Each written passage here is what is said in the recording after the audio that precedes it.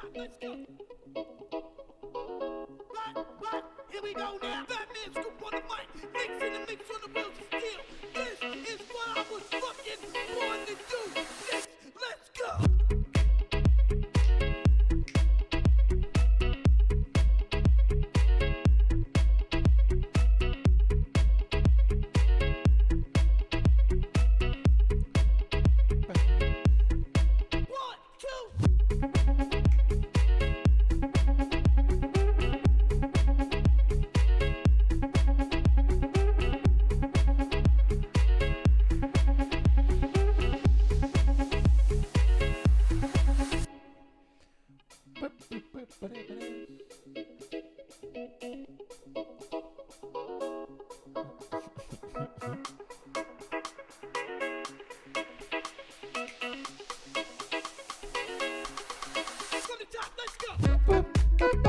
What's up?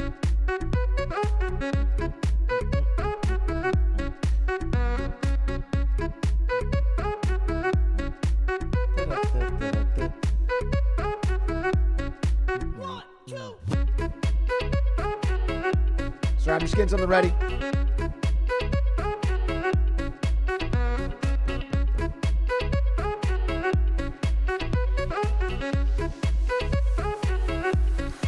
What's up, everybody?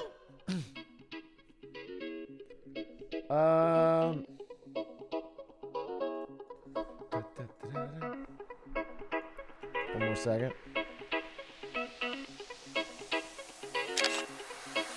Let's go. Let the song finish, or I'm good. I'm getting my wins and fails ready.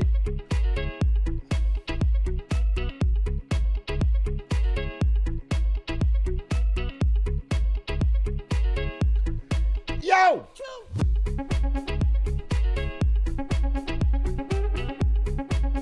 Okay. I think I'm good.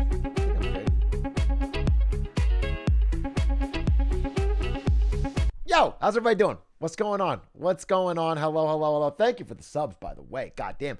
DZ Yang, thank you for the 10 months. 01 Rat, thank you for the 10 months. Reap, thank you for the 2. Haxorus, thank you for a lot of 10-monthers in a row. Wow, weird. I must have done something good 10 months ago. Maybe 10 months from now, we'll get a lot of 10-monthers. If today's stream is good. Maybe not. Captain Q, thank you for the 22 months. Toto Die Less, thank you for the 5. Drama Llama 666, thank you for the 16 months. Poggies, there's my favorite glizzy boy. Interesting. Probably could have thought of a better way to phrase that greeting. Jacker Meister, thank you for the 5 gifted. Thank you very much. Kenneth Carlson, thank you for the prime. Who Dat, thank you for the raid. First Vagabond, thank you for the 7 months. Jakey, thank you for the prime. How's everybody doing? How is the fuck is everybody doing? We got a nice marketing Monday today, a full wins and fails, and an interesting topic, I think, for the marketing Monday. One that I'm personally interested in talking to you guys about. So, should be good. Should be interesting. Should be good. Cool YouTube vid. Which one? Oh, the one you're in. I thought you were talking about the one that went out today. I'm wearing a nice shirt. I'm wearing my Lehman Brothers shirt. This is a classic Marketing Monday shirt. Hey, Big A, I brought up your videos in my business class. My teacher loved it. Which ones? Probably the ones about me dying to Tree Sentinel, right?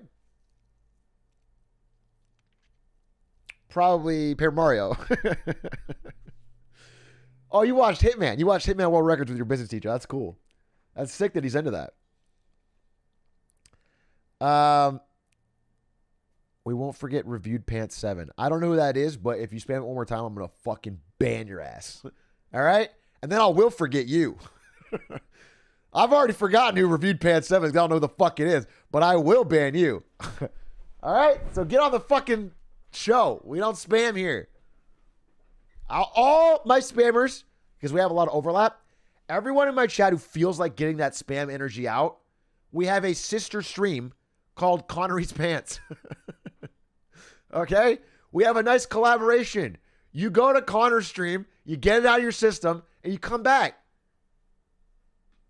Okay? We handshake deal.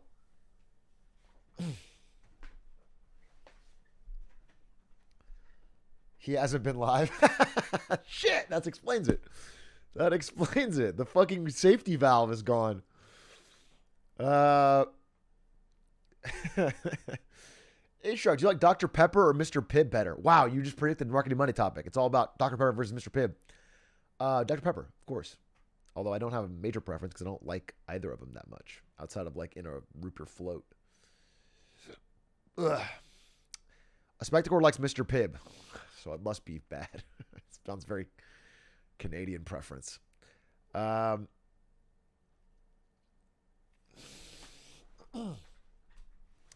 have you read Blue Ocean Strategy? Yeah, I have. I also read 0 to 1, where I think it came from. DMK, thank you for the community gift. Warren Posters, thank you. Warren Posters, I like that name. Thank you for the tier 1. Vern, thank you for the 2 months. Carson, thank you for the 3. Zigsta, thank you for the 2. Sowen, thank you for the 1 year. Appreciate that. Welcome, everybody, to Marketing Monday. Today, we will be jumping into a pretty interesting topic here in just about, let's say, 10 minutes. 10 minutes? Is that a fair amount of time? We'll play a little more of the song.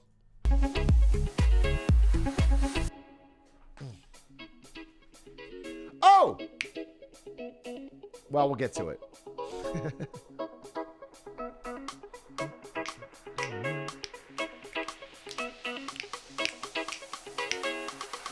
From the top, let's go.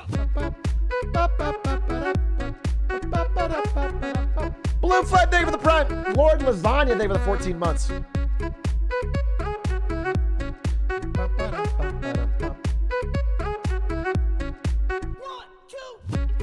Don't tell Quack but fire vid today. I won't tell him. Don't worry about that. I'll keep it a secret. Never, ever give Quack a compliment. You know, you got to keep that all bottled up. Keep it secreted. BB Braun, thank you for the sub. What was your personal message? BB Braun said he sent me a touching personal message with his sub. Let's see if I missed it. I apologize. I'm sure it is truly touching and truly personal. But did you do it today? I don't even see it. I'm not sure you subbed. Did you just bait me into checking for a sub that you didn't even give? Bro, you didn't even sub. What the fuck? You didn't even fucking sub today, bro. God damn it. Zudos, thank you for the 5 months. Sophie, thank you for the 3 months. Abjar, Tree Sentinel looking like M2K with that combo game in today's video. Also, thank my sub, you won't. And yet here we are. JWN Josh, thank you for the 10 months. Lonely Star, thank you for the 6. Mr. Nate Goody, thank you for the 9. Veggie Stromboli, thank you for the 10. Yo, Big A, I'd like to see more YouTube videos like the Brood War one. I've watched the first 7 minutes like 100 times. Isn't the first 7 minutes of that Brood War video just me saying, like, StarCraft is really hard for like, over and over? And I just think I repeat it like a chant. I'm pretty sure I don't even talk about the games yet in the first 7 minutes. But I appreciate that. I guess you really agree. Whoa! Zudos, thank you for the 25 gifted. Holy shit. Holy shit. Holy shit. Thank you for the 25 gifted, Zudos. PogChamp. We are 25 subs closer to Paper Mario, but still impossibly far away. Start now or I will be inconvenienced. Then be inconvenienced! Okay? I gotta do the intro part.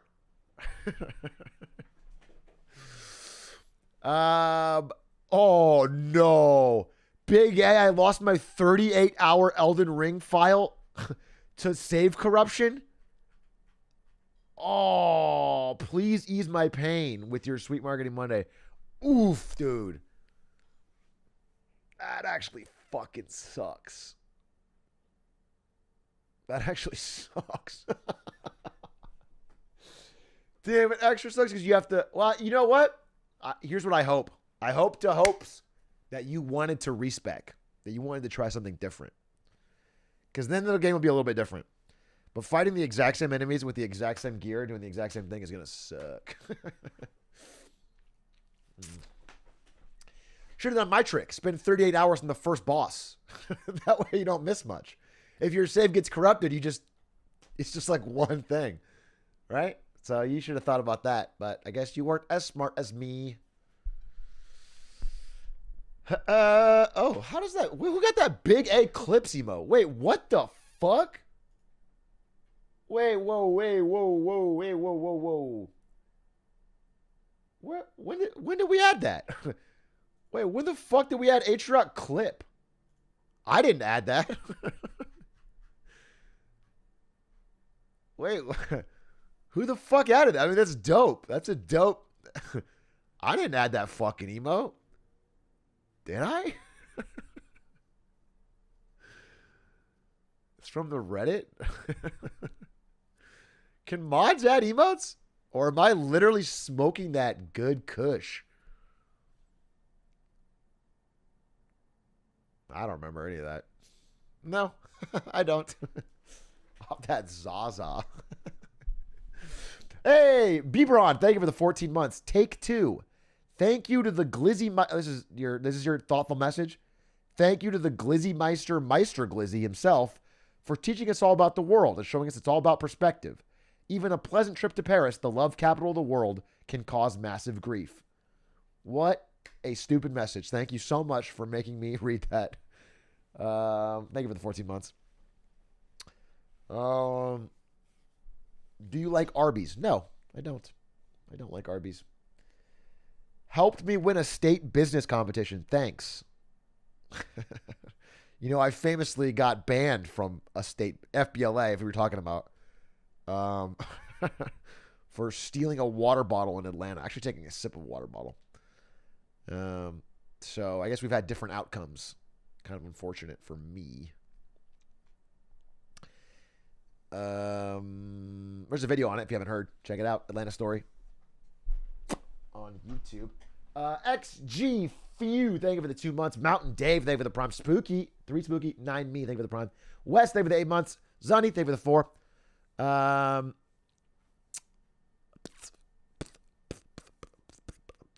stole a water bottle from the Atlanta Stadium in solidarity.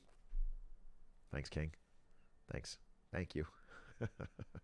That means a lot to get back at him, even just a little bit. Courthouse, thank you for the 1 gifty. Are you thinking about playing Inscription this week? Inscription Frogs. No. I'm sorry, but no. Inscription Frogs. I'm going to play Elden Ring during all my gaming time. I don't know what to fucking tell you. I can lie to you. I've often lied to you. But I'm going to try the truth for once. Okay?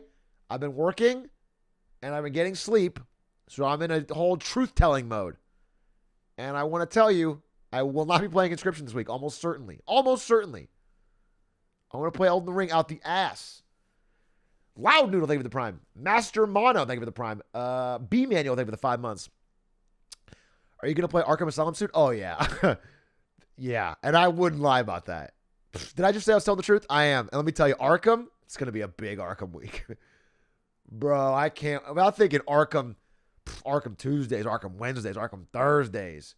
Paper Mario, Arkham Fridays, where we do both back to back. Shit, it's going to be crazy.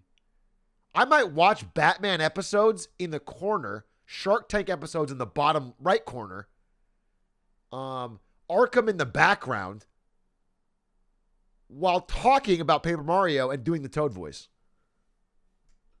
That might be my fucking Saturday stream.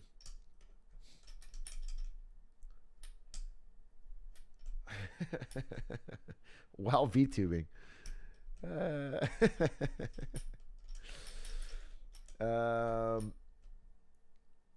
Big A. What did you say? You said, as my moral compass, is it cheating if I look at a guide because I'm confused on what to do next in Elden Ring? We're going to talk about that today. That's actually going to be one of my topics today. Hold out. But the answer is no. Feel free to do whatever the fuck you want, obviously. Enjoy the game. Did you see Ludwig got taken down for watching Shark Tank? Not in this car, baby. Not over here.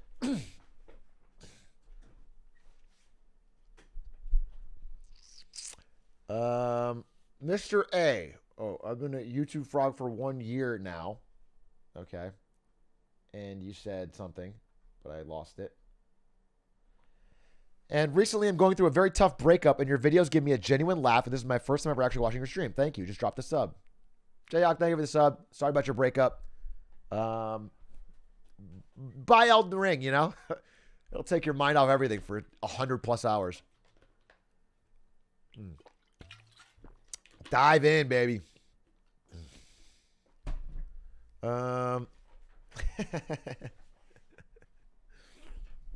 Okay. So, we are about, let's say, T-minus 2 minutes here, and then I'm going to jump into wins and fails. We got a lot of stuff to do today, and I want to get to it all, and I have a lot to talk about. So, I'll start it a little late. Get fucked. Captain Morgan, thank you for the gifted. Socrates, thank you for the 13 months. Damn, you're an asshole suggesting Elden Ring is someone going through a breakup. Really? I feel like that is what you want, don't you? I mean, you could give them the fucking delete Facebook, hit the gym. You know, you could do that, I guess. But I would say find a good hobby, get into it, have some fun, distract yourself a little bit. Time heals all wounds. The maidenless part is going to hurt, though. I will be honest. They're going to hit you with maidenless early on. You got to fight through that.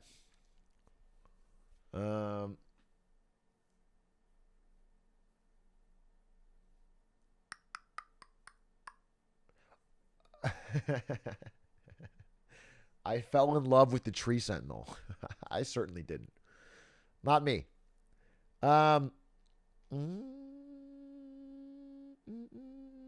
Any advice for someone, deaf not me, getting rejected from his dream school and wanting to get into the same field as you? Well, I will say that, dream school is overrated. If you want a degree, get a degree from any institution that'll have you, and then do some real work. And then once you have your first experience, the whole resume thing changes. Degree is essentially for your first job. Listen, I went to fucking ASU, bro. So I'm just telling you that it's, and I knew people that worked at Twitch, for example, that didn't even have a college degree at all. They just had fucking skills that they could prove.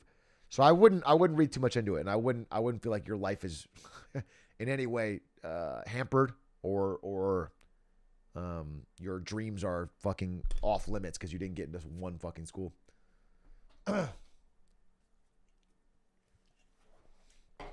Is my honest opinion. What was your first ever job? I was gonna say. I was gonna say a sex worker for your mom, but then I realized you didn't do anything wrong to me. So why would I respond? Just lash out like that? No, it was. I mean, like Quiznos or something. I mean, early on. But my first actual job, like out of college, like with fucking deliverables and a salary and everything, was Twitch. But I worked for Machinima. I worked for Team Liquid. I worked as contract jobs.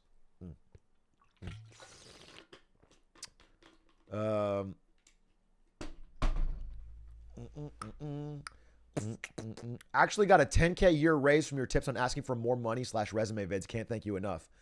You could thank me with $9,800. That seems fair, right? You can still profit $200. That seems pretty fair, right? So, and yearly, yeah. So I think if you just took whatever you gained from my videos and then dumped it into the stream, then I think that would be thanking me enough. How did you know marketing was the field for you? Well, I used to, I was a little bit ahead of the game on esports because I saw it through pure happenstance, really. A fellow student in a math class, I found out about Korean esports, which was ahead of the game. They were the first country to have stadiums and and arenas and like big prize pools and televised matches. And I was like, holy shit, this is cool. I bet this is going to get big in the West, but it needs good marketing, you know? Because I would just think about my parents, especially my dad, watching real sports and thinking like, what the fuck is this shit? Talking about games. And I was like, but if it had good marketing, and that's what I wanted to do. So that's what convinced me to learn marketing, was for that reason. But then by the time I learned it, esports was already big in America. Like Fortnite, not Fortnite, but Counter-Strike and everything started to blow up. So I ended up liking marketing more than just for that, but that's why I did it. All right. Listen, I think it's time.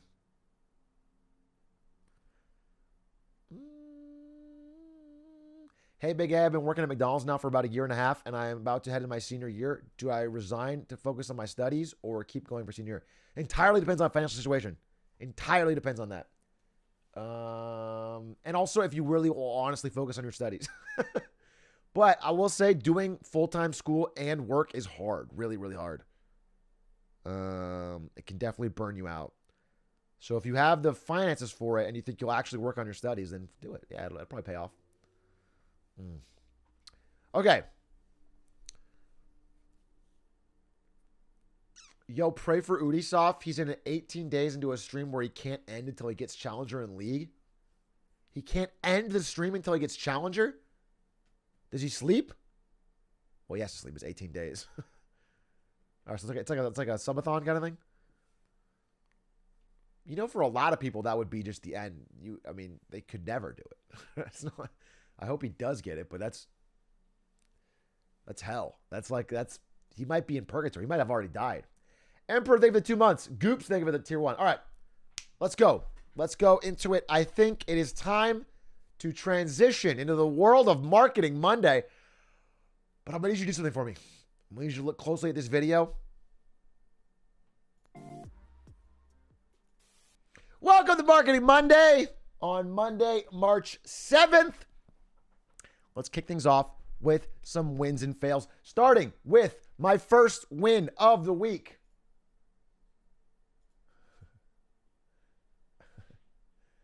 My first win goes to really committing. Listen, how do I say this? I think we all know there's been a war going on. A major, global, powerful, society-shaping war. And sometimes it calls on certain heroes to step up and really commit to the war effort. I am, of course, talking about the console war. And this man... Oh, shit. I forgot I was grinding Hitman.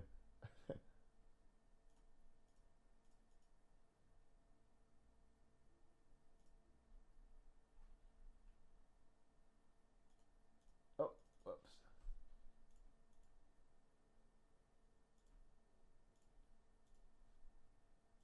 And this man, who literally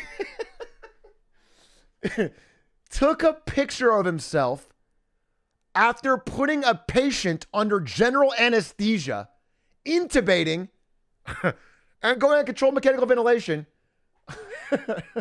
to prove that he had a job as a PS5 fanboy, because Xbots couldn't argue facts.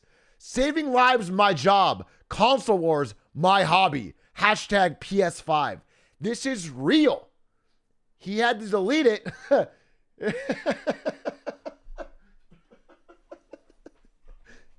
This is not satire.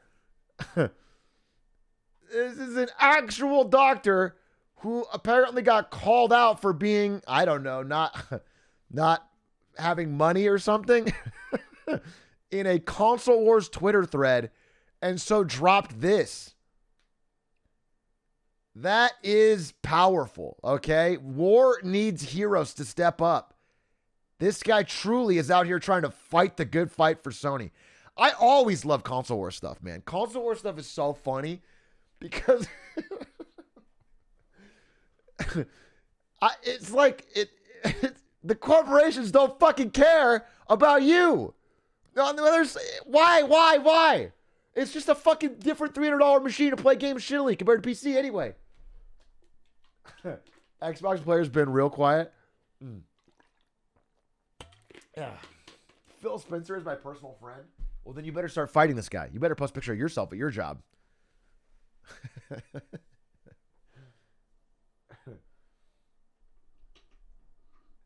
The patient literally died. I have no confirmation on that, but that would be crazy.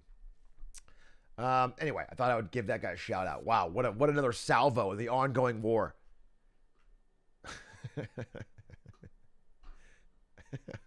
Oh, here's the original post I saw.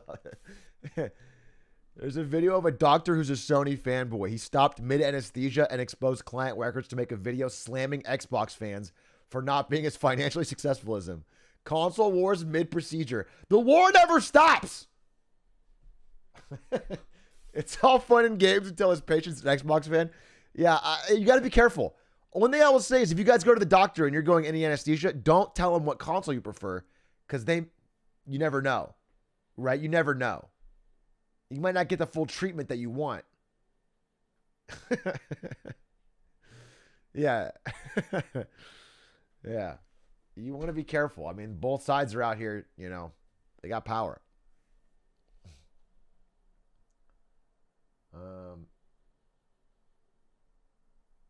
Whoops, I saw you hit left arm. Okay, so that was a win. Good job, King, for fighting the good fight. Let me give you a fail. The fail goes to a country that is taking part of a real war, okay? That, of course, goes to Russia. Russia, I want to give them a fail, not for, their insane aggression costing thousands of lives, torpedoing their own economy, but for this. They are statistically the worst country in the world at Wordle. It's confirmed.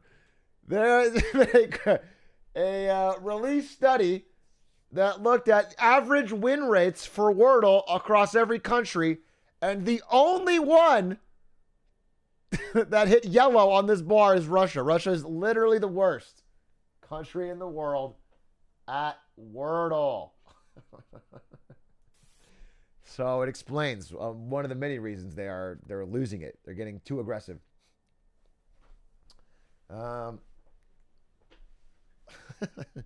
Best country, by the way, looks like, honestly,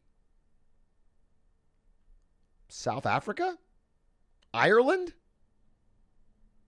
Look like they're the absolute best. I don't see any 3-7s. So, good job, Ireland. Sweden? Oh, Sweden. Sorry, Sweden's the best. Sweden. Yeah, Sweden has the giant crown. Yes, good call. Sweden. Sweden's the best. Russia. I mean, you better watch out. Because you know what? You know who's between Sweden and Russia? Ukraine. Interesting. Maybe it's all to get to their biggest nemesis. I would watch out. Swedes. That's a fail. Fail on Russia for one of many, many reasons. Let me give a win here. A win goes to, this is an actual win. I don't do these very often, but I wanted to give a good win here, to the Gizmodo Media Group Union, who recently won a fair contract. They got a deal. This is the union that represents writers from Gizmodo, Kotaku, Jezebel, Lifehacker, a bunch of big online digital writers, basically. And they got all of this stuff. This is the power of organizing, basically labor organizing. The companies could not survive without their writers, which actually produce all the content. And so they were able to extract these concessions: higher salary minimums for all positions, guaranteed annual raises, 15 weeks parental leave, 12 weeks severance, compliant trans-inclusive healthcare. Okay. Defeated management's proposals to give up bargaining rights over changes to healthcare mid-contract. So they protected their healthcare, they protected their wages, editorial independence, speak public about working conditions. Just massive gains. And it's because they organized and because they were able to form into a cohesive union. So actually really, really awesome news. There's been a couple stories like this recently. It's been a, not the best time in history, but the best time in recent memory for the labor movement to fight back some concessions from the ownership class. So, pretty cool. And I wanted to shout this out. I thought it was an awesome story. That's a win, but we have to counterbalance it with a fail. Speaking of the ownership class, I have always thought that it's a fail that. So, like, most of my life is controlled by the big corporations that I love, but not all of it. Do you know what I'm saying? And so what I'd like to do is sort of not just buy everything from a big company like Disney and watch everything from a big company like Disney, but literally live on a property owned by Disney in a town governed by Disney. And that's why I want to give a shout out to Disney's new planned communities for fans that never want to leave its clutches. Live, breathe, and die Disney. They're going to be literally Disney towns. They're going to build their own Disney towns from the ground up where you can buy a house and live in a Disney-owned environment. You know Cutie's buying a house? Yeah. Cutie's going to be mayor, dude.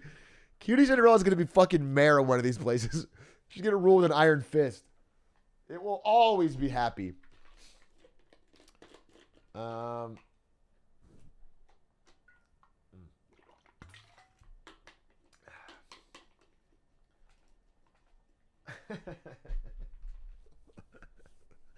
So, I don't know. Everyone pick a favorite corporation. We can live in their town pretty soon. Disney's new planned communities will be as pampered and pristine as its resorts. Story Living by Disney. It'll be part of the company's theme park division. So essentially you are living in a theme park, I guess. A residential living theme park. This will be Disney shopping, Disney dining, Disney entertainment. And the entire town will have Disney programming, entertainment, and activities throughout the year. Wow. Wait, there's a video? Disney has shared stories that have touched the hearts and minds of people around the world for nearly 100 years. At Disney parks, experiences, and products, our job is to turn dreams and stories into reality. Someone said, I love when I get evicted by a guy dressed as Goofy.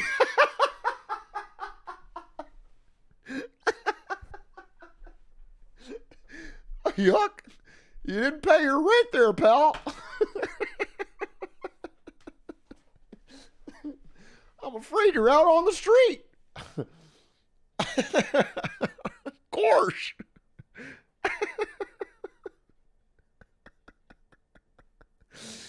Oh, that's good. Into something that you can touch, taste, and smell. Something you can feel and experience and share with those you love. Disney experiences are magical because they start with great storytelling. They include a quality that is unmatched anywhere in our industry. And of course, they're brought to life by our world-class Disney cast members. And every time we reach a new horizon, we start to dream a little bigger, and we look for new ways to tell our stories and to connect with more people. It's all part of our boundless exploration. He hasn't said, provide experience. He hasn't said anything yet. This is the art of corporate speak, dude. We're fucking 50 seconds in. He hasn't actually said a real word yet. Experiences for guests beyond the theme parks, no matter where they are. As Imagineers, story is at the heart of everything we do, and we love bringing authentic places to life to immerse you in those stories. I'm just thinking about every municipal function of the town being filled by someone in costume. Someone just said Buzz Lightyear as the judge. There's somebody fucking fully dressed up. You're like the fucking divorce court. Yeah, Woody as the cops. Oh, that's fucking funny.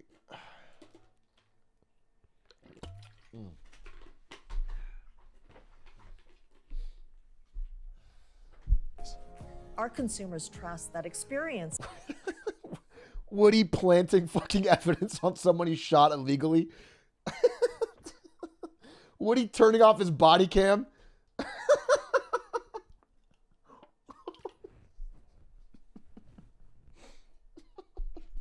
That Disney creates will be enriching, adventurous, and fun for all involved.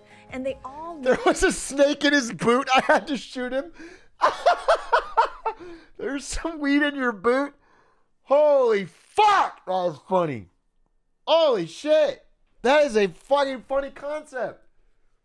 Okay, I can't watch this anymore. I mean, obviously, this is sort of dystopian. Oh, wow. Looks great, though.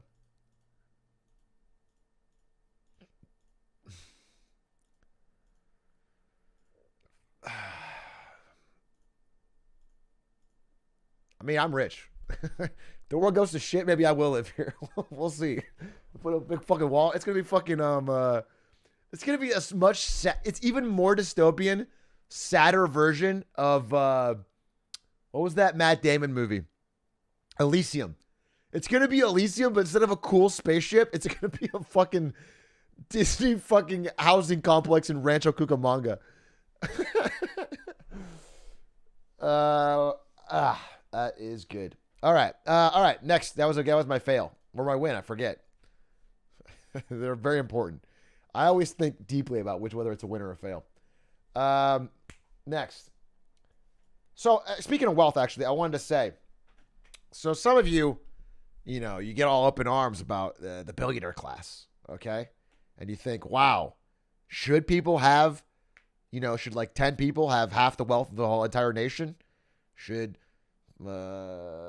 should billionaires have extremely vast amount of wealth and pay, relatively little taxes in comparison to the size of their fortune? And I thought about it and I realized that thinking about that kind of stuff is boring because Elon Musk's brother told me so. He said people's obsession with wealth is, quote, boring.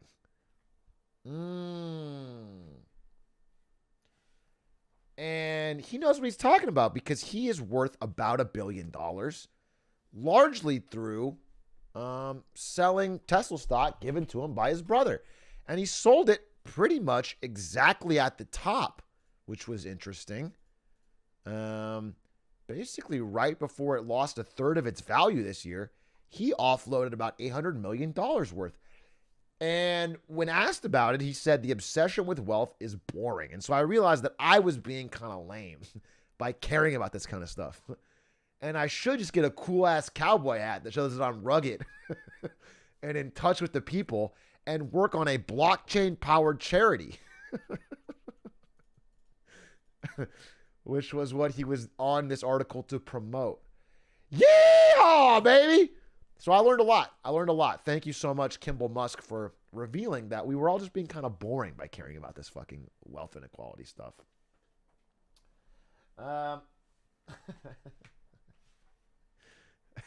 Poor people equals bore people. So wise. So true and so wise. So that's a big win for Kimball Musk, who earned it. Dear God. Let me talk about a fail, though. Oh, and boy, is there a fail. Actually, you know what? Let's call this one a win, dude. This one is a win because at some point it became obvious to me that artistic integrity is also kind of boring. And at some point, you got to just fucking get that bag. And that's why I want to shout out this new K-pop group called In Mix. By the way, I'm talking only positively from here on out about K-pop in case anyone's from the community's watching. I just want to shout out In Mix because their new single came out and I loved how subtle it was with regards to its possible affiliation with Coca-Cola.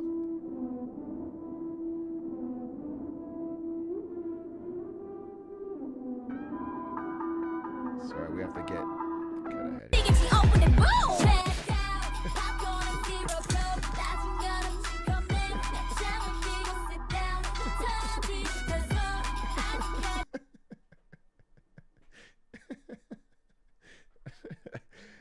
like when you write check out popcorn and zero Coke as your lyrics, as you crack open a Coke in front of a giant Coke machine. And then, not to be outdone, by the way, this song is truly a roller coaster of different themes. Then, giant Coke machine, Coca-Cola, Coke machine outside the store. Inside this store, I don't know if I grabbed it, full of Coca-Cola.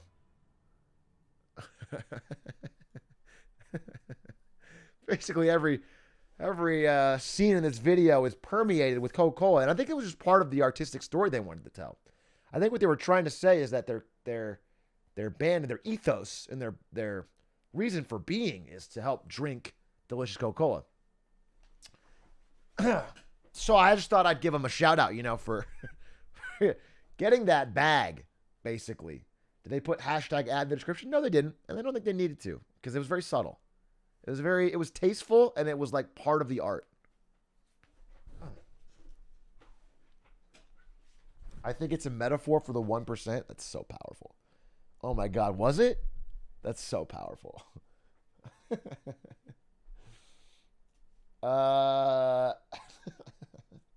Do that for NVIDIA. We should get a K-pop band to just hold up 3080s while they're dancing. Right. I'm laughing. I'm not writing that down. That's a terrible idea. I would never. We're going to get BTS to... One more time for the fans.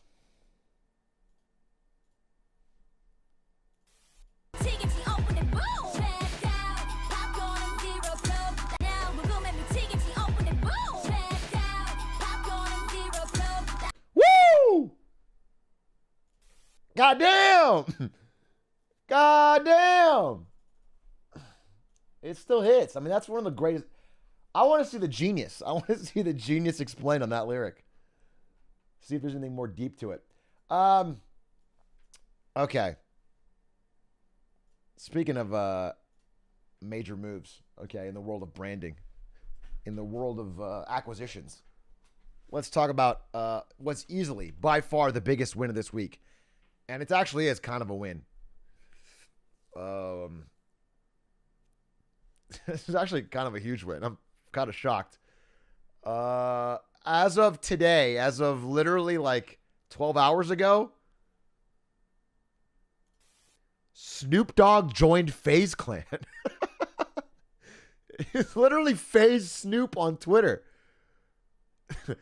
This is just kind of crazy.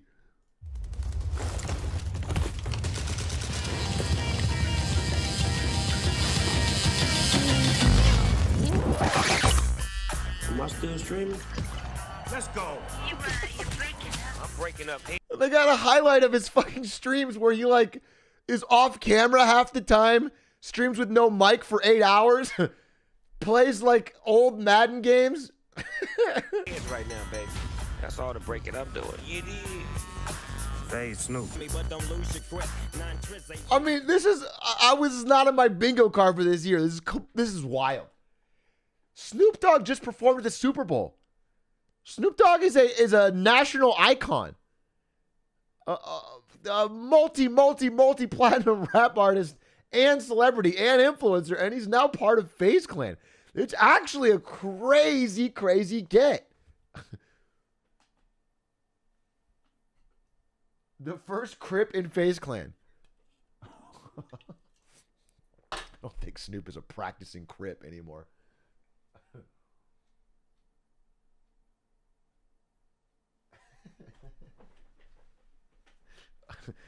OTK Eminem up next, dude. What's going on? FaZe Snoop COD tournament? Connor Esports Obama? Don't leak. Don't leak any hey buddy. Imagine if all the OTV Kanye. That would be a recipe for interesting streams. I think it would be funny if all of the gaming orgs start signing rappers. This opens it up.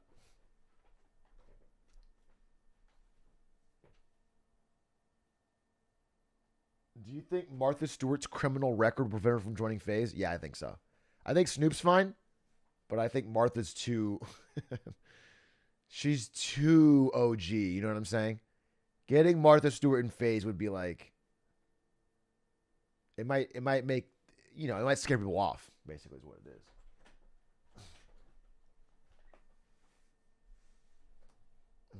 Too much of a brand risk, exactly. Too much of a brand risk. Anyway, actual win, that's kind of a crazy fucking get. I don't even... Wait, where's the clip? He dropped his first his first kill montage. Enemy dropping into the air. Loadout drop heading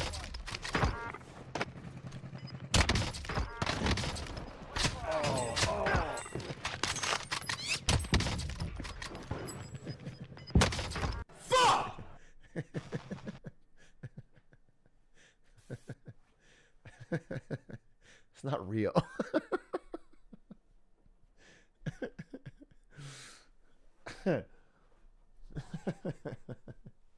He's cracked! Holy shit, he's cracked! Holy shit, he's actually gonna play competitively.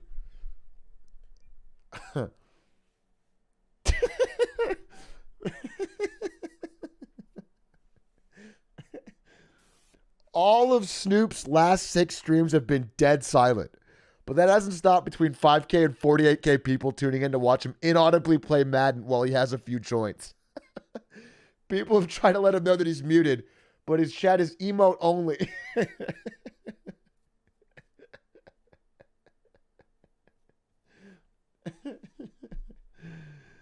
Anyway, Snoop might finally become the big time now. This might be what Snoop needed to finally get into the mainstream. I think he's eluded it for too long. He's been on the fringes. But I think FaZe Clan's going to give him that boost. So, big win for Snoop. Okay. And then let's give a fucking... This one's a fail on YouTubers catching strays, dude. So, there was this post...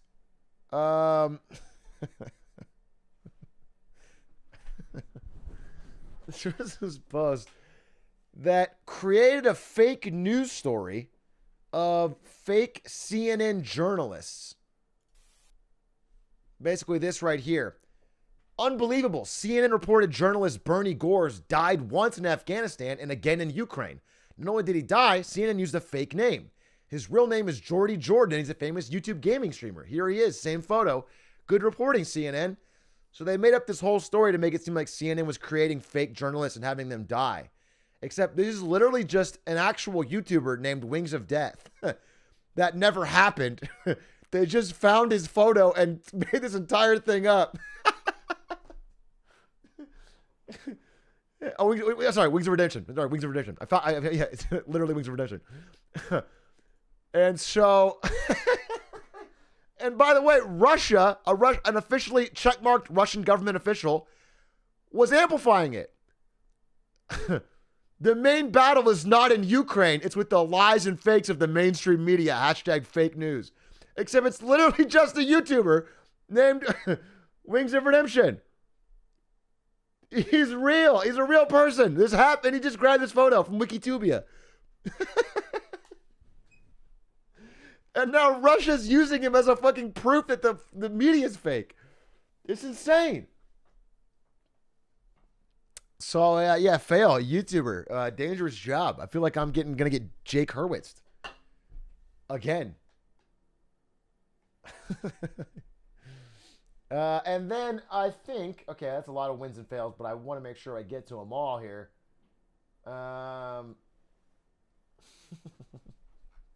Oh, speaking of Russia, this is a small one, but it's funny. You know, like, probably, I think it was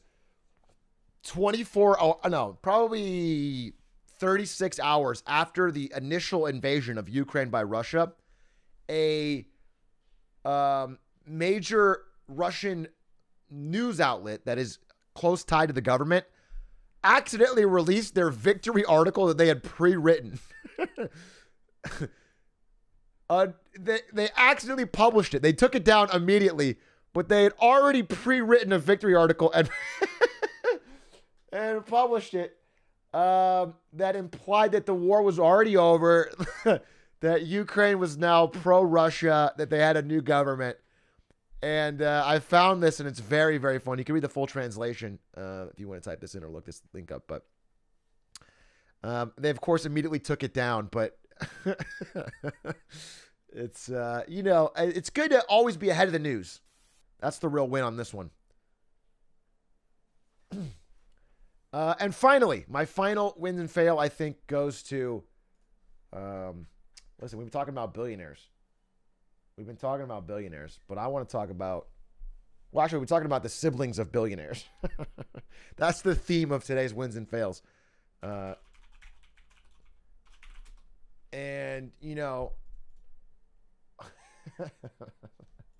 sorry, I have to get this. I got to make sure I get the full fucking, yeah, here we go. This is big. So we've been talking about the siblings of billionaires.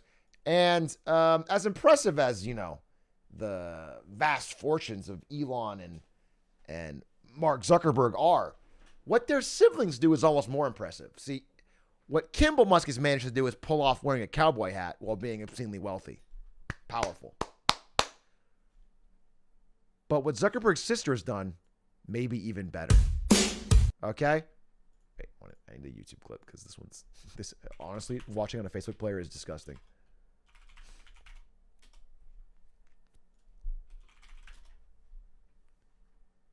Oh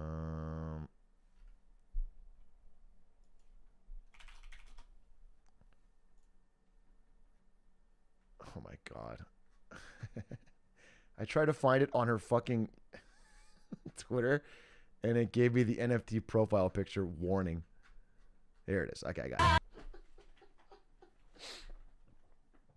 So I'd only seen the first 10 seconds.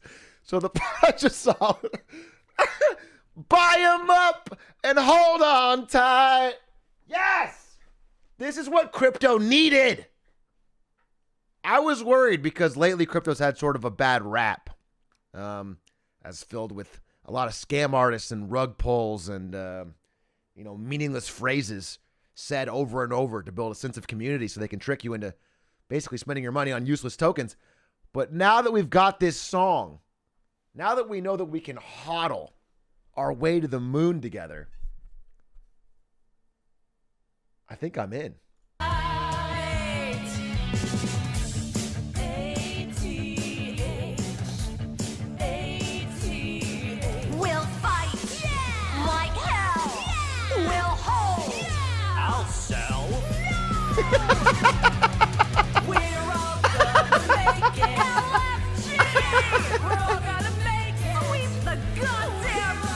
Bro, if I did have crypto, nothing could make me sell faster. Nothing. I could have my entire net worth in Bitcoin right now, and nothing would make my diamond hands evaporate quicker than this song.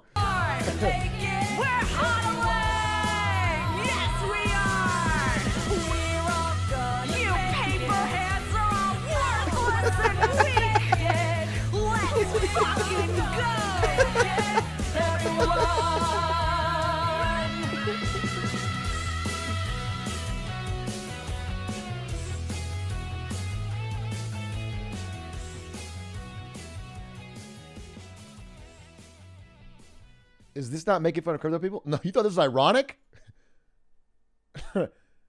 No. Today I sing this song surrounded by new friends as a rallying cry for the women of Web3. Together we can accomplish anything and have fun doing it. She's got to...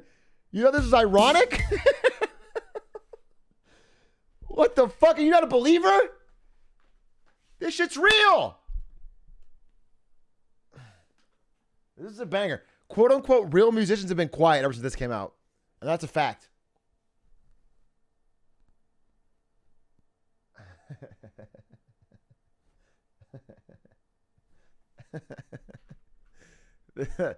This is huge.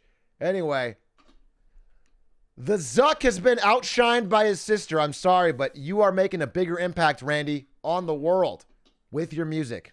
Is it on Spotify? God only can hope. God only can hope. And that is, of course, my final major win of the week, I believe. Nothing could top that.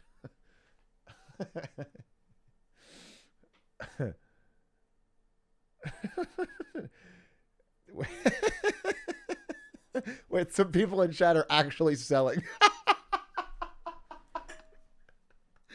Wait, some people in chat are actually saying I have too much of my worth in Bitcoin right now, and I'm actually... It had the exact opposite effect of its intended for... That's so funny.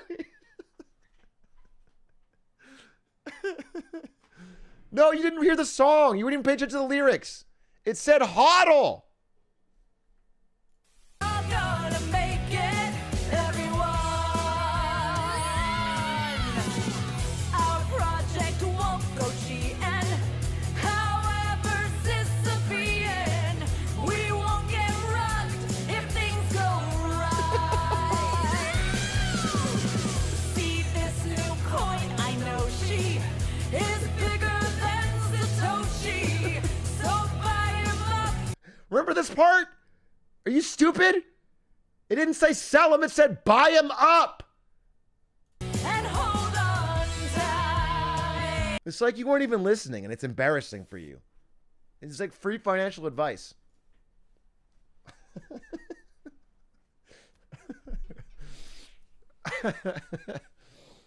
Okay. I think it's time for the actual main marketing Monday. What would say we get into it? I don't want to play the intro again. I do need to get a little bit of water before we jump in. That was my wins and fails. Hope you enjoyed. I do want to get to the actual topic, and I want to switch over to that. While I get water, what I'd like to do is keep you guys entertained. Now, I don't want to play the intro again because we just did that. So what I'm going to do is a new innovation that I found that I think is going to be awesome. I'm going to play this video called 10 Hours of Jangling Keys. Okay? And that'll give me as much time as we need.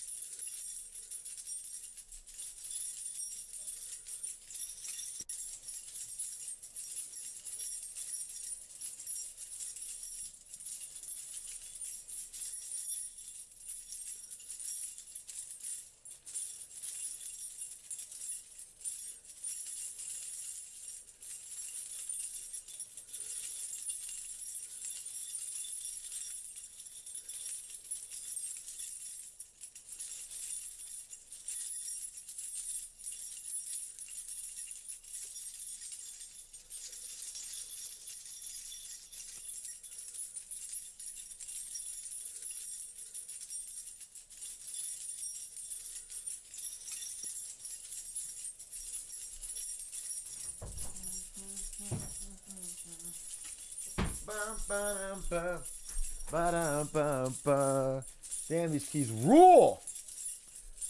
All right, before we continue, I already know what you guys are going to do because I know how the content works. Whatever we do next, you guys are going to say, bring back the keys, Pog. I know how that works. Because that's the fucking obvious joke, and chat is extremely, extremely obvious. Okay? And then, because I call it out, you're going to do a double dip on it, and then eventually we're going to do back and forth, and then eventually the content will be delayed by half an hour. So just to save everybody time, can you just say, bring back the keys now, and I'll play it for like 5 more seconds, and then we're good, and then I could, because I honestly, I do want to, I have a good marketing Monday today, I want to get to it. So I'll play it for a little bit, and then, okay? Because I just know how this joke's going to work, and I almost didn't do this because of this reason, but I figured it'd be funny anyway. Okay? All right, and then if we want, we can pull back the keys at the end. Oh, by the way, media recommendation. Media recommendation. Probably not fun, but I bought this book because it's one of the best accounts of the Great Depression, and I'm worried we might be heading into some sort of recession or depression. And I wanted to see what it was actually like. And this is a really good book. It's called The Great Depression Diary by Benjamin Roth. I'm about halfway through. It's not boring. I mean, for some people probably it is boring, but it's not written boring in a boring way. It's like day-by-day accounts of actual things that happened. And I found it to be pretty fascinating so far. And, you know, gives me ideas. So anyway, media recommendation. I don't know. If it's not your alley, fuck it. But if you are into this kind of thing, worth checking out. I found it to be quite, and it's written, you know, it's like day by day, you know, very short paragraphs. Are there keys in it? Only one way to find out. Is it better than Harry Potter? I'm a millennial. No, it's not better than... Is it better than Christ? No. It's fucking... There's nothing better than Harry Potter, dude. What a stupid question. But there's no more Harry Potters. I can't get more Harry Potter.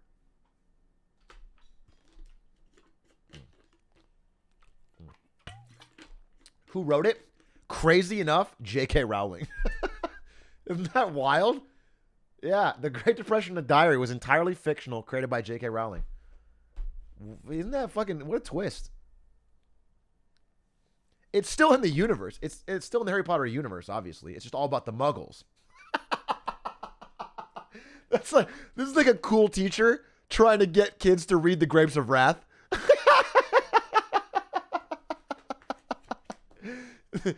It's in the Harry Potter universe. It's just all about how the Muggles were poor and they didn't know about magic. But it's really, it's all connected. Like, if you learn this, you don't know about what happened before. Actually really fucking funny.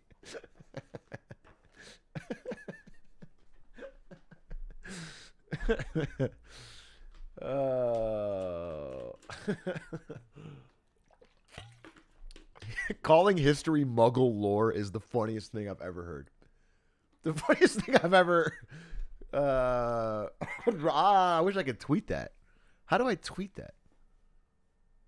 God, that's funny. I just don't tweet. It's the problem. I don't tweet. All right. So today. Now, let me talk about our topic. Let's talk about our topic for today's Marketing Monday. Okay.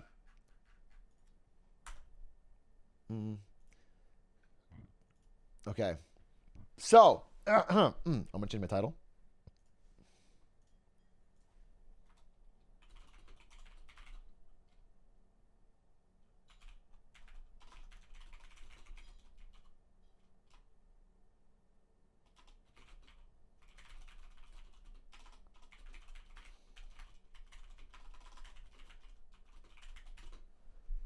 What have I been obsessed with for the past week? Simple question. Simple question. Keys? Maybe. NFTs? No. Elden Ring, baby! But not in the way you think. Today's Marketing Monday topic is a debate that's raging all over the internet, and I thought I'd offer a unique perspective on it. The question today is why, for branding reasons, Elden Ring cannot add an easy mode. Why the difficulty choice has nothing to do with game design and has everything to do with branding. So we're going to get into it. Elden Ring, the topic of Elden Ring is today's Marketing Monday. But first, a little bit of background. Elden Ring just dropped last week to absolutely enormous critical success. 10 out of 10s from almost every major gaming outlet. Must play on Metacritic. 97 score, 96 in OpenCritic. 5 stars from a variety of different hubs. These rarely agree on anything. The prestigious Game Spew 10 out of 10. One of the highest rated games of all time. A true instant classic. Critics and users agree, which is also rare. It's just pretty much universally beloved. Additionally, it's been phenomenally commercially successful. It's not just a indie darling, but it's been top of Steam. One of the most played games. Phenomenal sales records out of the gate. Huge concurrent player base. the largest FromSoft launch ever, the largest FromSoft launch on Twitch, for example, Twitch and YouTube, biggest viewership for Twitch and YouTube for a FromSoft game. Truly a phenomenally successful launch. There's no disputing that.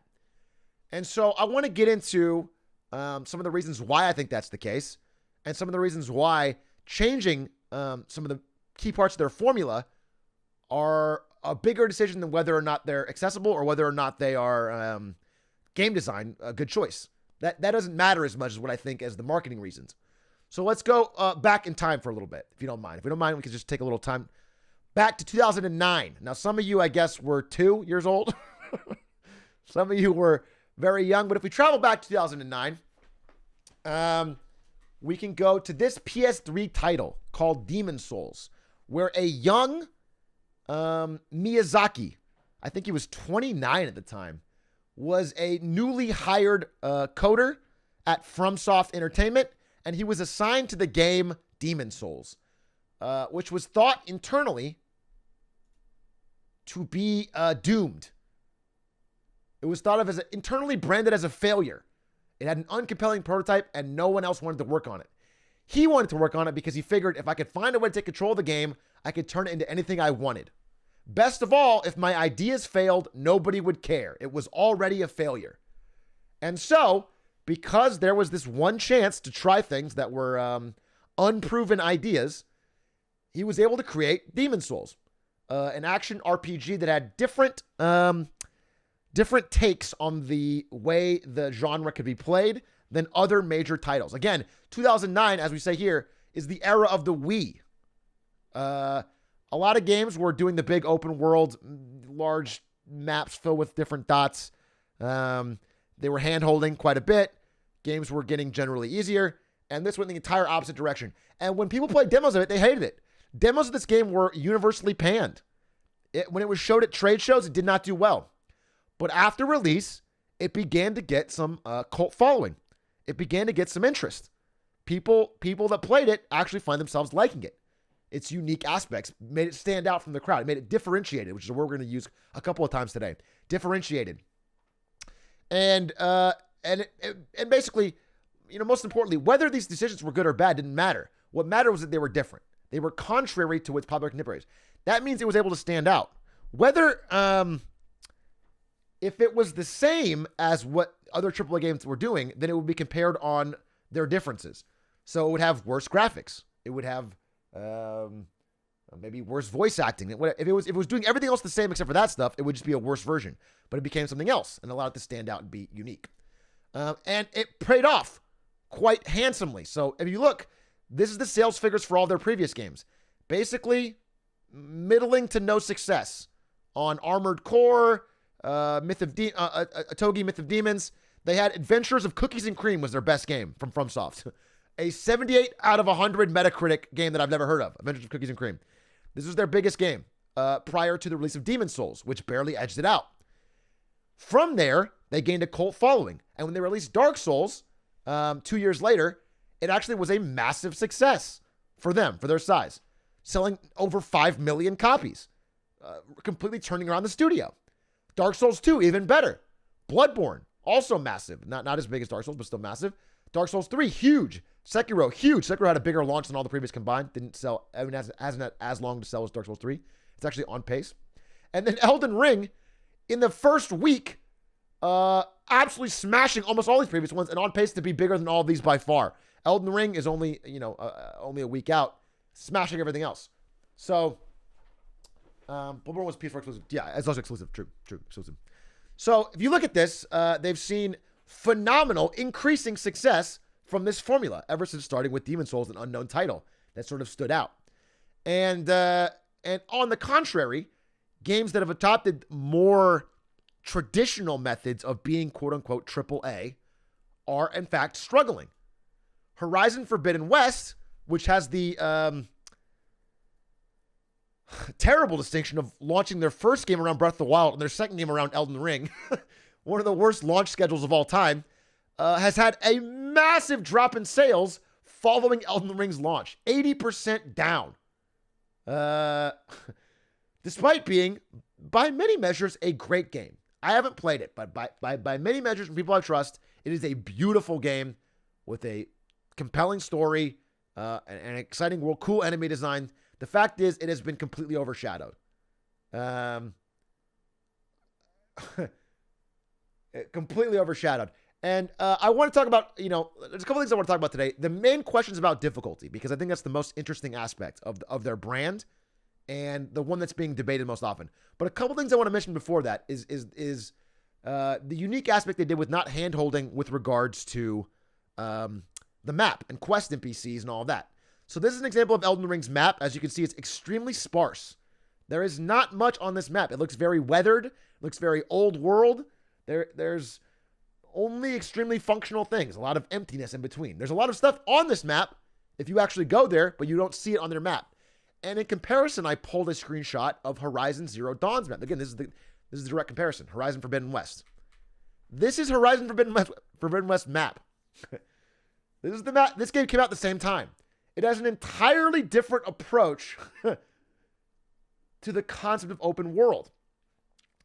Now, is this easier to track your quests? Perhaps.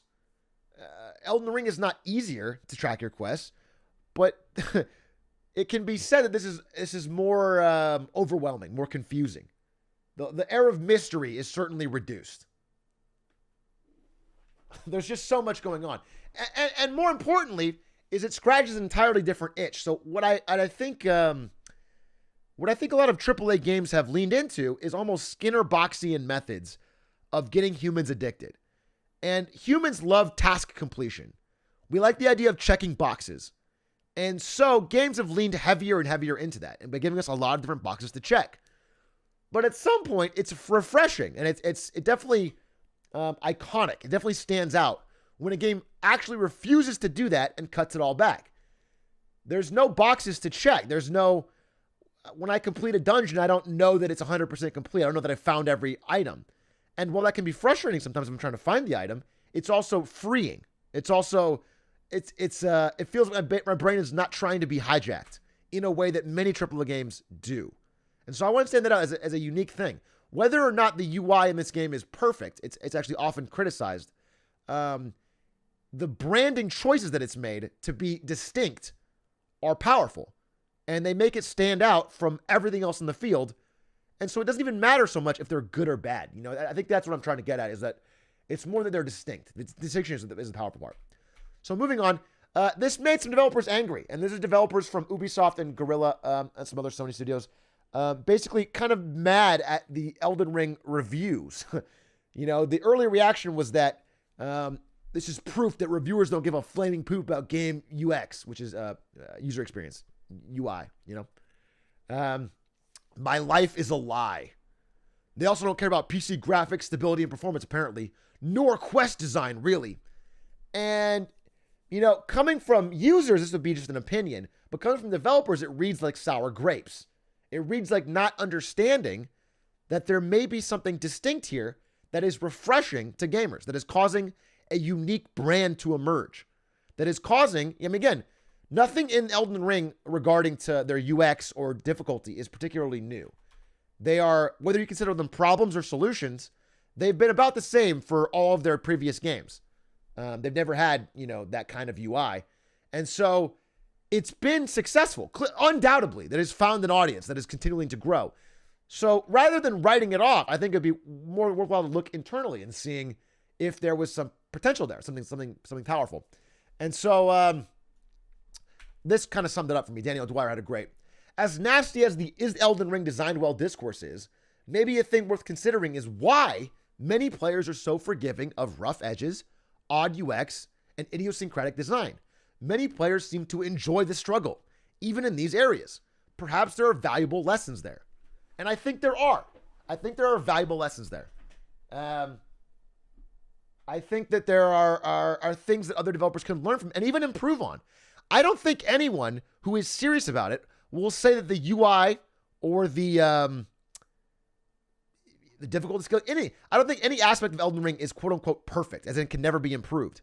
What gamers I think are responding to, and what a good brand will build their brand on in fashion, in cars with something like Tesla, is being distinct. it matters a lot less whether it's good than that it's identifiable, that it's distinct, that it causes unique adjectives to appear in your customer's mind. Branding is essentially getting intangible ideas to connect with your product in the customer's mind. And the ones that come up for FromSoft are unique. They are unique, challenging, and able to stand out from a sea of similar games. And examples of some of the ways Ubisoft has been, sort of counter-branded on this and been receiving actually most of the flack from the gaming community is there's a lot of Ubisoft-related memes because they have the biggest brand of having the most boring Skinner Boxian open-world games. If Elden Ring was an Ubisoft game, you would have paid real money in their store to get the Stone Sword key. Whether or not that's true or not, it feels true, right? It feels true. It rings true because Ubisoft has, over time, built a very poor brand around how they design their open world games. They've leaned too heavily into things that make executives rich and not for the design of their games, not catering to the developers. And so when something like this comes out, gamers, it feels true. It rings true. And this would not ring true for FromSoft because they've built a distinct brand. They've held true to what their core principles are, whether or not they're right. Again, I think the debate of whether or not it's a good idea to have quest markers or a good idea to have a difficulty slider are boring to me. I actually don't care about that because people debate it forever. What I think is interesting is showing how if they were to do that, it would reduce what makes their brand unique in a customer's mind and allows them to make outsized sales returns in a crowded field. That being said, the demand is still there. Gamers are gamers.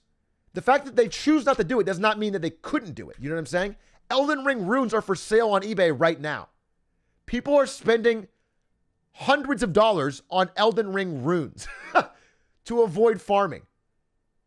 And they could tap into it, and they choose not to. That's what I'm saying. They are choosing to avoid making the money because the brand gain is probably worth it for them in the long run over the short-term gain that Ubisoft might take from selling items.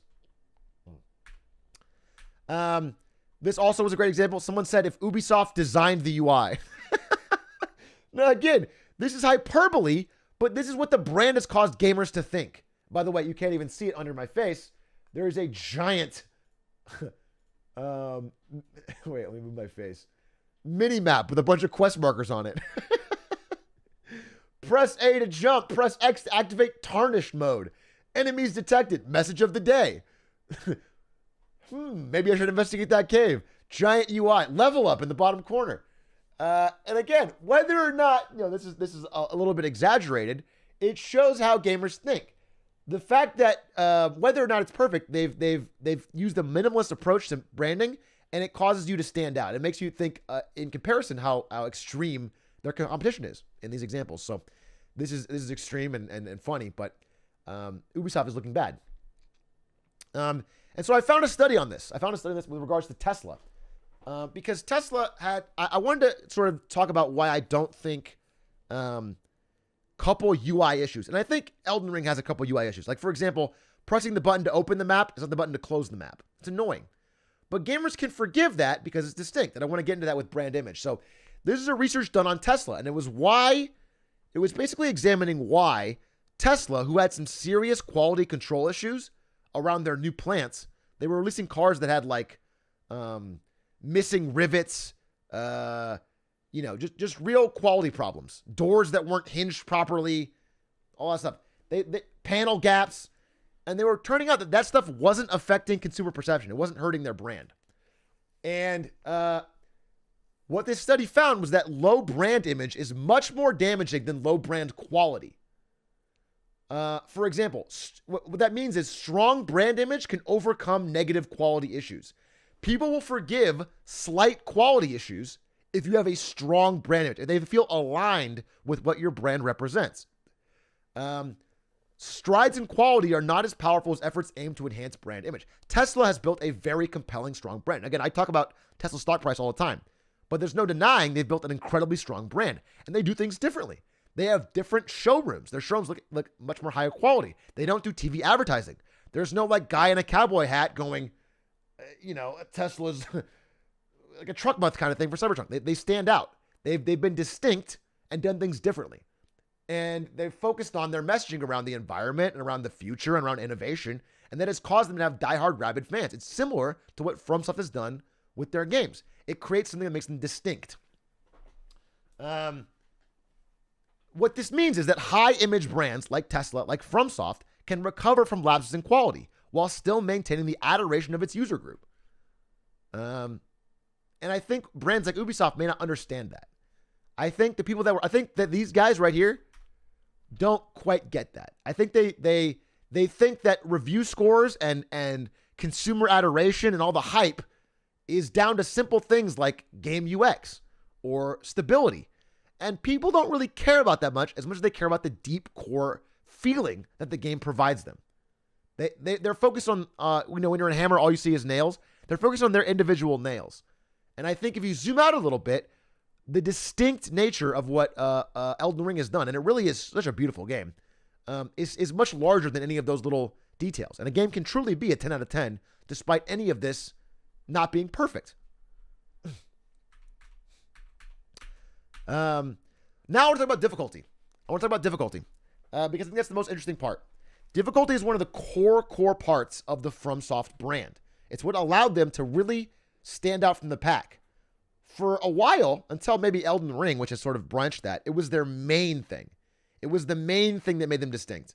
I think Elden Ring has added some new things, the UI, the uniqueness of how they approach like mystery and quests. That's sort of appealing now. But difficulty is always their main thing. And they've leaned into it. I mean, they have the Prepare to Die edition. They've had ads for Dark Souls 2 that basically said how difficult it was. They've leaned into it. It's been part of their ethos. Dark Souls has been shorthand in the gaming community for difficulty for years now. People call things the Dark Souls of X. Even like cleaning your room could be the Dark Souls of cleaning your room if it's an extra messy room. Like people have made that a fucking very fucking common linguistic term, and it's part of their brand. And so what I want to do is compare that across in the marketing world. And to do that, I decided to mix the two by showing you Godric the Grafted in a Gucci belt and bucket cap. Okay? And this will make sense in a second. Okay? But this is Godric the Grafted dripped out of his mind in some Gucci. Okay? He's looking good. What a hottie. Sheesh, drip. Godric the Gucci. Bear witness to this drip.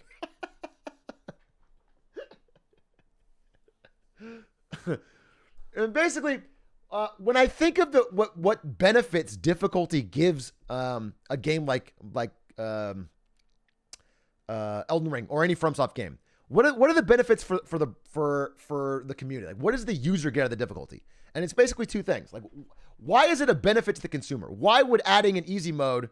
Because when you think about it, here's the real question, right? The main question people phrase it as is why wouldn't you just add, like, who does it hurt? If I add an easy mode and I make it so you can turn down difficulty, that just makes, like, you don't have to use it. And you think about that and I'm like, okay, on surface level, that seems fine. I don't have to use it. There are two things. One is communal shared experience. So it being difficult and being the same for every single person that plays it creates a communal shared experience. That means if you and I both beat it, you know that we accomplished the same thing. There's a shared bond. It's a rite of passage in a way. We both overcame the same obstacle. And it's also like the entire community, when the game releases, is conquering the challenges together. We are all going at different paces on the same journey. So there's a communal experience. It feels like you're part of something. And in a world that's increasingly isolated and lonely, it feels cool to be in a shared... We have fewer and fewer shared communal experiences in this world. Everything's getting more and more micro niche. People don't watch the same shows anymore. People don't consume the same media. So when a big thing comes out that we can all sort of participate in together, it feels like you're part of something. And it's powerful. It increases the value of their brand. It increases the value of their product. Number two is that, and this is what they talk about in their design philosophy, is that it's challenging provides reward. So even if there wasn't, other people, even if it was just you playing it wasn't popular, the fact that you overcame the challenge makes it that much more rewarding when you do. And I think I'm the perfect example of that because I spent 7 hours in the Tree Sentinel and had the best moment of my life. It was better than sex when I beat that thing. When I beat it, it was a huge dopamine rush. The more difficult it is to defeat, the more happy you are when you beat it. And adding an easy mode can really undercut that because we're not all that mentally strong. For a lot of people, getting stuck on a frustrating boss, they wouldn't be strong enough to stop themselves from cranking the difficulty down. You know what I'm saying? It would be very easy for them to be like, in a moment of weakness, make the game easy. And then they would regret it later, probably. They wouldn't get that satisfaction, but the option is there. And the fact that this game doesn't give you the option makes it so everybody has to experience it in the same way. And while it may be frustrating in the moment, it's generally more rewarding and leaves a lasting impression in your mind afterwards.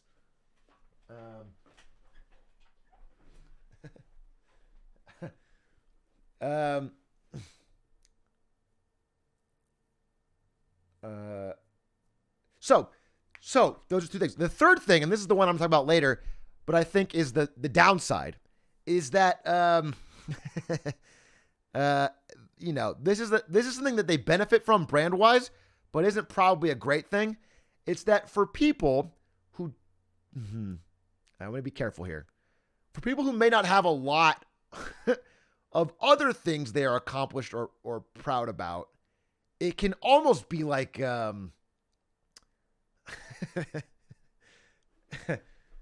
it can almost be like extremely important to them in that way. Do you know what I'm saying? It can almost be like in a world where it's hard to make progress on things and accomplish things, which is true. Real world is very difficult. Having something that is universally recognized as difficult can give them a sense of superiority or satisfaction that other games cannot. And this is probably the dark side of it. This is probably the downside. I think there are many positive sides to the difficulty, but I think that this perception of difficulty, and again, the game really, grand scheme of things, isn't that hard. There's many ways to beat it easily. But this perception of difficulty allows them that feeling of accomplishment. And in a way that, a feeling of real pride and accomplishment in a way that EA could never match. And that's rarer and rarer in the gaming world. And I think they take it too far. They take it the wrong way. But I think this is a huge part of some of the core rabid fans that have built the enduring brand of Dark Souls. There's no getting around it, okay? And I think to remove that capability would remove these fans and remove their ability to help spread this message far and wide and help get this game so popular. And so there's definitely there's lost sales there. It's not just like the easy mode would add sales. It could literally lose sales. And so that's why I'm going to go back to this Gucci belt. And I want to talk about sort of why the difficulty creates a sense of scarcity. So, for example, if you look at the Steam charts, I think I can pull it up right now. Steam achievements, Sekiro. So if I were to pull up the Steam achievements for a game like Sekiro, you might notice only 17% of people who bought the game have even beaten Ishin, the final boss. So the game sold millions of copies, but most of those millions never beat the game. And so what that creates with a sense of difficulty is scarcity. And as we've talked about in previous Marketing Mondays, scarcity is probably one of the number one ways in the world, in all of branding, to create brand value. I think a sense of scarcity is is used by brands like Ferrari. It's used by brands like Apple. It's used by brands like Gucci, for example, here. Scarcity. And so bringing back to the clothes example, I thought of this. So difficulty in Dark Souls games, difficulty in FromSoft games is similar to what fashion brands do here. Fashion brands will literally destroy billions of their own merchandise to keep it scarce.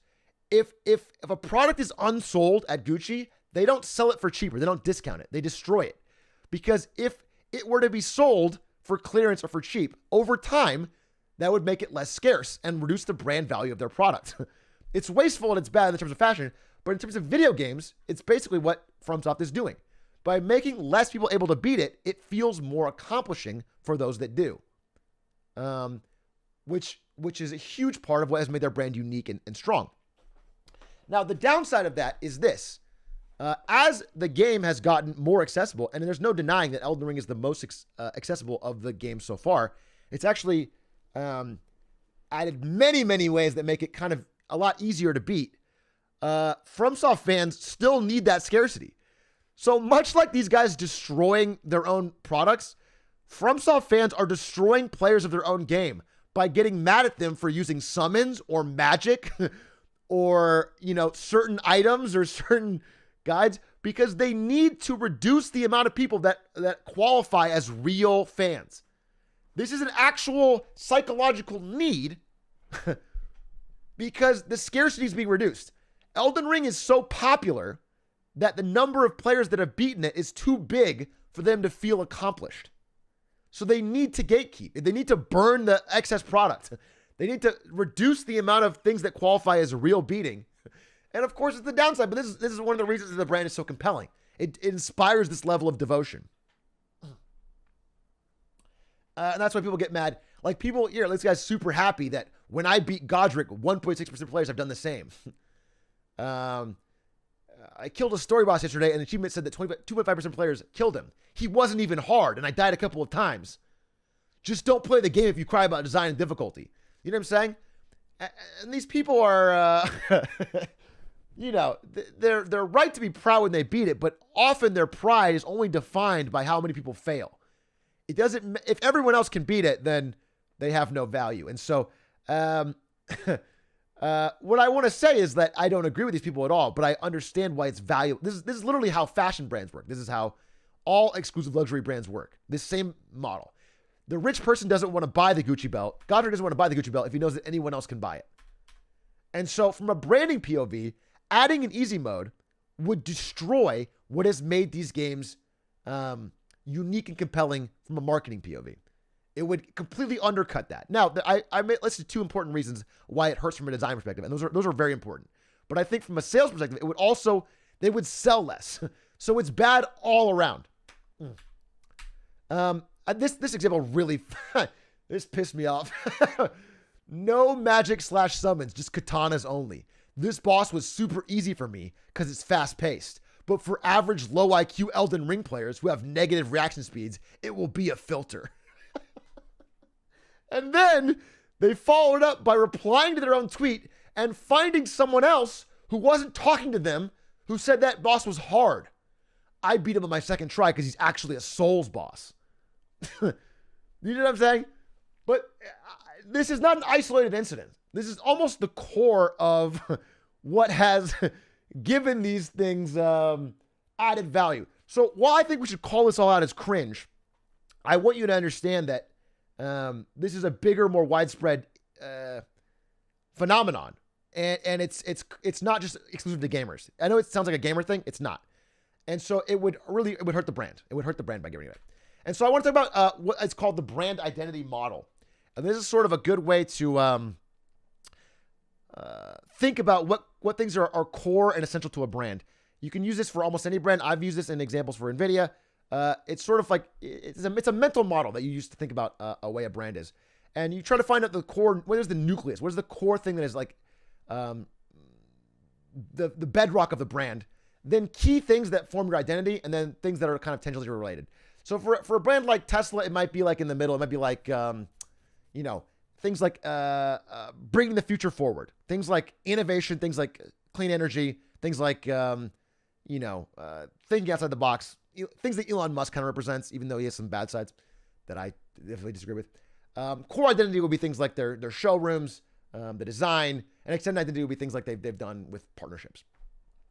For From Software, I think the brand essence is that it's challenging. I think when you think about what is their core identity, if I had to ask you for one word that summed up all From Software games, I think it would be difficult or challenging. I think that's the one word that is true along all of their different games. And what makes a core brand identity, the three things that are required, like to make sure this passes that test, it has to be these three things. It has to be differentiated. So is challenging something that every game has? No, not even close. The way they do it is very differentiated. It stands out. Is it relevant? Does it matter to gamers? I think we've proven that it does. Gamers care about it, okay? Gamers care about it. Is it sustainable? Is it something you can keep up over all your games? Of course, they've done it. They've done it for all their games. So if it passes D3 test, then it can be the core of your brand essence. And I think a lot of companies think that something is their brand essence, but it's not these three things, and it doesn't really stand out. Consumers don't remember it. Like Coca-Cola might, not Coca-Cola, let's see someone else. Like, I don't know. Like Uber might think that fun is one of their brand essences or something. They might think that something like that. And then this is not differentiated, relevant, or sustainable. Consumers don't see it. And just to confirm, so this is my core concept. It's challenging. This is a part of their identity. It's the core of their identity. And to confirm that, I decided to read a lot of interviews with Miyazaki himself. And I found this quote that really summed it up for me, that it shows me they understand it. And it's not just something they do, masochistically to punish the user. It's not something they do because they, think it's just good from a design perspective. They literally they understand that it's part of their identity. So he said, we're always looking to improve, but in our game specifically, hardship is what gives meaning to the experience. So it's not something we're willing to abandon at the moment. It is our identity. And I think when you think about that, I think they understand that what's most important in the world of branding is identity. It's how consumers navigate a world filled with a million different copies. How does something stand out? And I think FromSoft has built an absolutely incredible brand over the years by going left when others have gone right. And Miyazaki understands that. It's very impressive. And I wanted to call it out. I wanted to call it out as a unique branding moment that stands out among, not just gaming, but in all of consumer products. And so shout outs to him for going left when others went right, and shout outs to them for all the success. That is my presentation on Elden Ring and difficulty. I hope you enjoyed. And by the way, speaking of scarcity, I hope this is not sold out.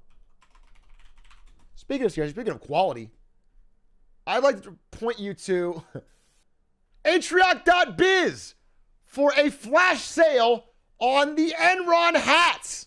I've got one right here.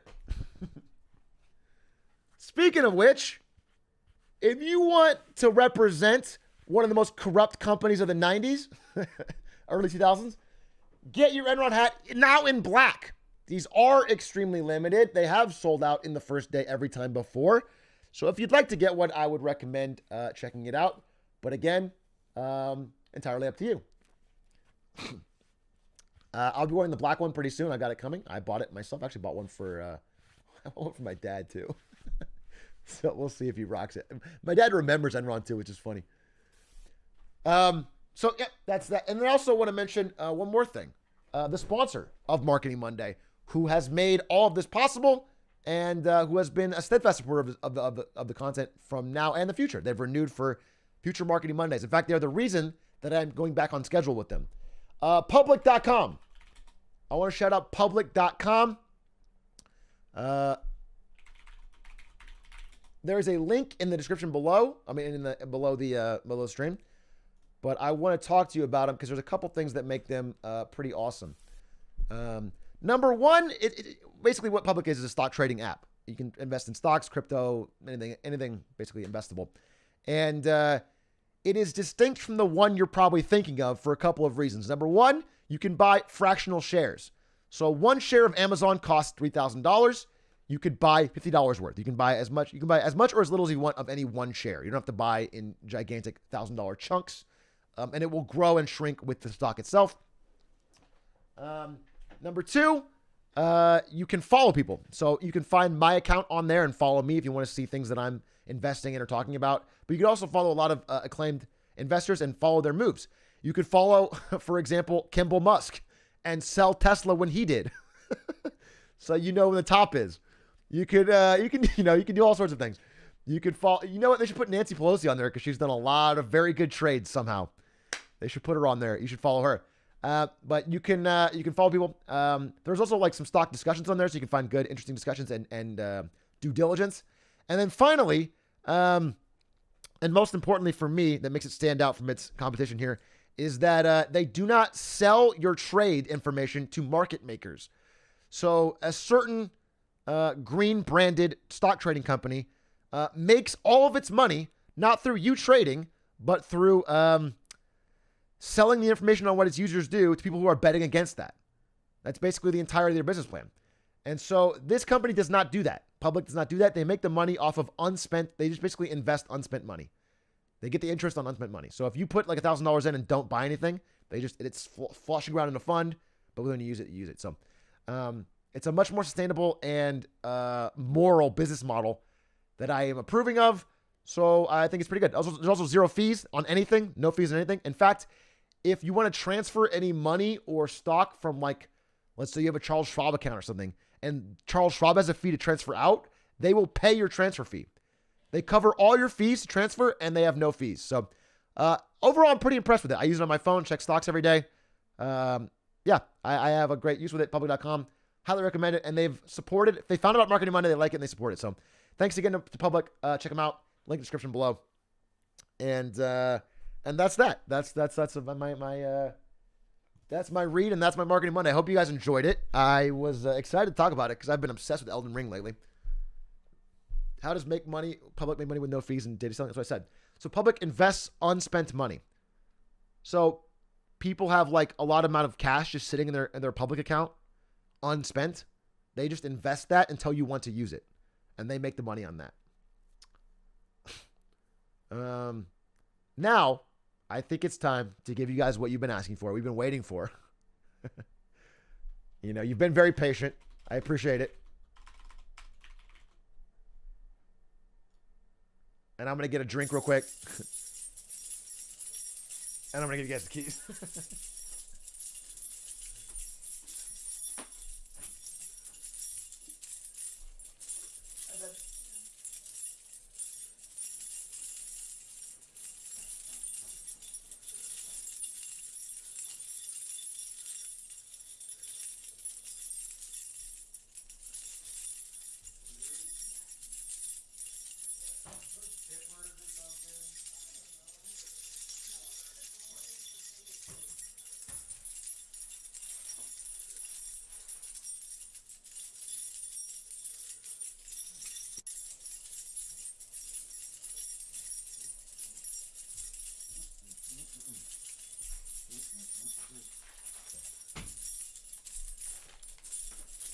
Keys!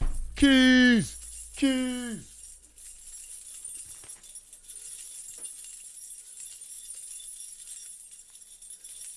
Holy shit. Are they still jangling?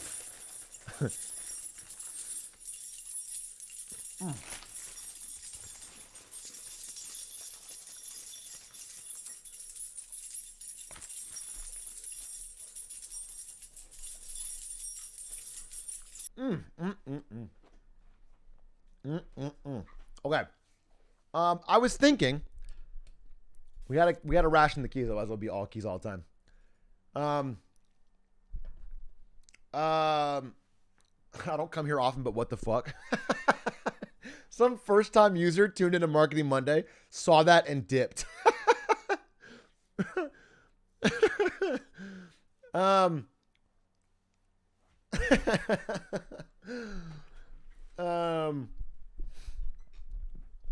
Good night, Kevin Mason.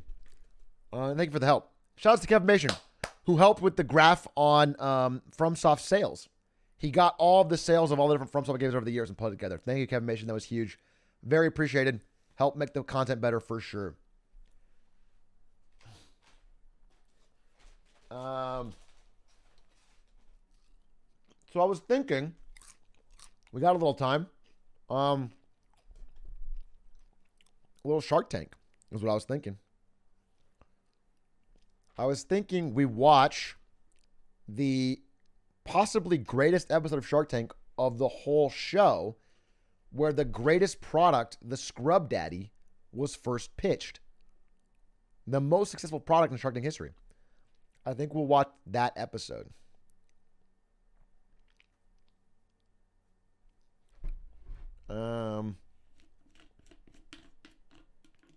So that's what I'll do. And then tomorrow I'll probably play Elden Ring like a degenerate. Maybe Reddit recap. What's your referral code for Public? It's a good question. Do I have a referral code? I think if you use the link just below, it's a page, not a code. I think if you go to the link below, it should say my name on it. Public.com/Atrioc.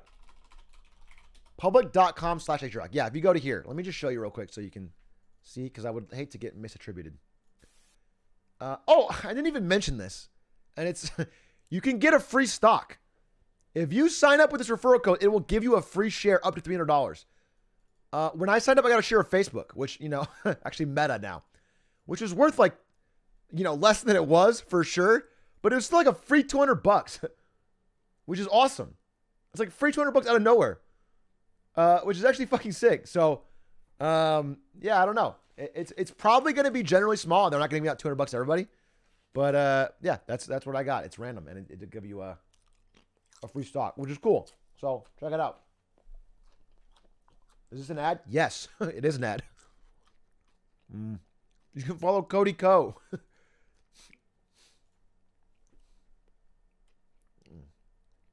Anyway, use that website. Check it out. Okay. All right. Let's get to it. Oh, so I have to go offline though. So if you've been watching and you enjoyed Marketing Monday, thank you. Honestly, thank you. Thank you for enjoying the content. Appreciate it. It takes a while to set up, but it feels worth it because people seem to enjoy it, and I get good DMs afterwards, and it's nice. So, thank you. I hope you enjoyed it. I'm going to end the stream and go back live with Shark Tank if you're interested in watching that, and then we'll delete that VOD. Sevens, much love.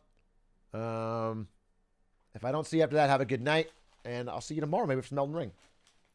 Okay, we're going offline and then online again. I have to pull out Shark Tank. Bye, VOD Frogs. Everyone say goodbye to VOD Frogs. Thank you for the 1 year. McLean. Bye, VOD Frogs.